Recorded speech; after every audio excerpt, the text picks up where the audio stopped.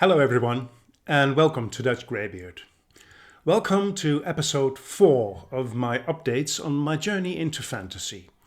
Around every 4 months I give an update on how this journey is progressing. I compare the number of books on my shelves, which is basically my TBR, with the number of books I've read so far. I will not include short stories. I did that in my previous updates and it doesn't feel right. So I will not include the short stories anymore.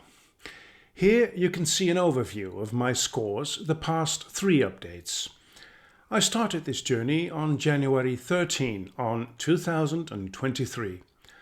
Update number 1, the first 4 months, the balance was TBR 88.4%, versus the red book's 11.6%.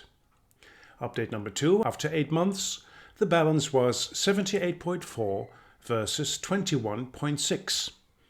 Update number 3, after 1 year, the balance was 77.3% versus 22.7%. As you can see, there is some progress, but it is very slow. This is easily explained. I am a compulsive book buyer. I buy way more books than I can possibly read.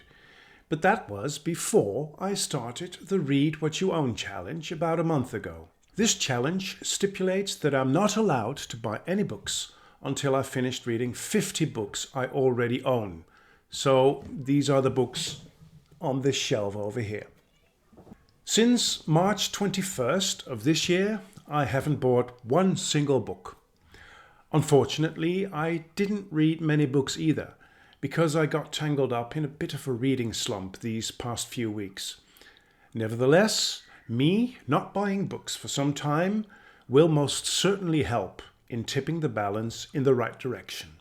The goal, of course, is that at some points I have read more fantasy books than are left unread on my bookshelves.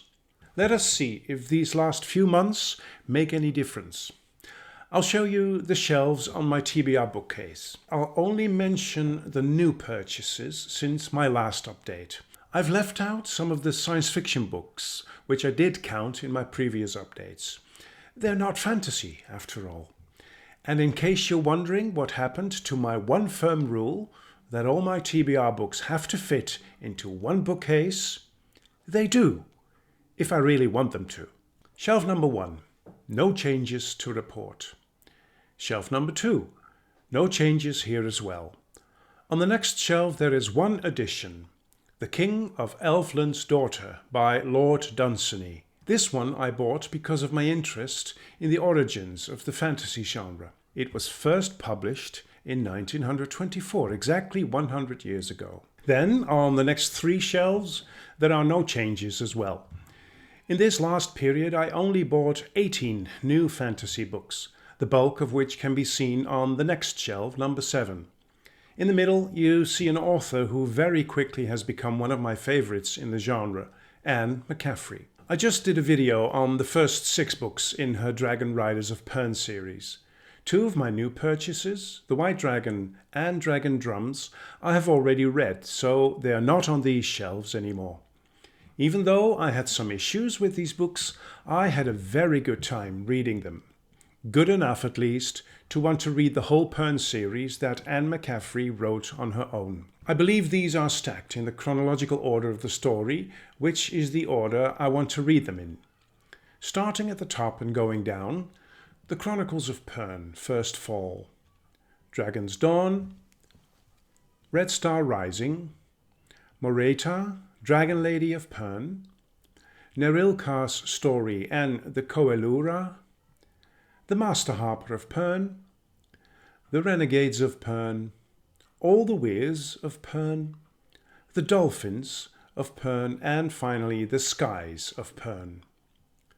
The 3 books on the left of this stack officially belong to the science fiction genre, so I won't count these in this update.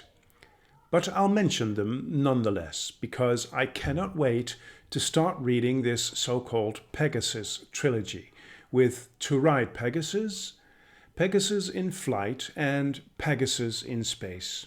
Some of the books on the next shelf, I believe we're at shelf number 8, are hard to recognize because of the sun reflection, but I can assure you there is nothing new to report here. On this shelf, 4 new titles were added. I realized that I didn't have any Michael J. Sullivan at hand, so I bought the books that are published so far in the Ryeria Chronicles. They are The Crown Tower, The Rose and the Thorn, The Death of Dulgath, and The Disappearance of Winter's Daughter. Then, on the final shelf, the only addition is The Shadow Casket by Chris Wooding. Let's move on to the shelves where I keep the fantasy books that I've read so far. After Assassin's Quest by Robin Hobb, which is the last book I'd read in my previous update, I have read 13 fantasy books. These last few months, I read more books outside of the fantasy genre than usual, but I intend to remedy that. On the first shelf, no new reads were added. On the next shelf, there is one reread which I listened to on audio, and that is Dungeon Quest by William Horwood. On shelf number 3, I added 2 books from the Wheel of Time, namely The Gathering Storm, book number 12, and The Towers of Midnight, number 13. For that last one, I had to buy a second copy. If you want to know why, check out my video, My Worst Nightmare. This shelf has many newcomers. Let's start on my latest read, The Lies of Loch Lamora by Scott Lynch. I buddy read this one with one of the friends of this channel and absolutely loved it. Watch out for the video on this one. Next to that you find the first 6 books in the Dragonriders of Pern series, which I already mentioned. The original trilogy consists of Dragonflight, Dragon Quest and the White Dragon, and the Harper Hall trilogy are Dragon Song, Dragon Singer and Dragon Drums. The other 2 editions are The Colour of Magic and Wintersmith, both by Terry Pratchett, of course. Then, on the final shelf on the far right, you see my very first Jenny Wirtz read, Sorcerer's Legacy. I'm working on the reading experience video for this one.